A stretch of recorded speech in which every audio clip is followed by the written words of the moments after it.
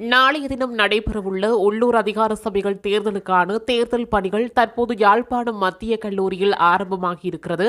யாழ்ப்பாணம் மாவட்ட செயலக ஊடகப் பிரிவு இந்த தகவலை வெளியிட்டுள்ளது.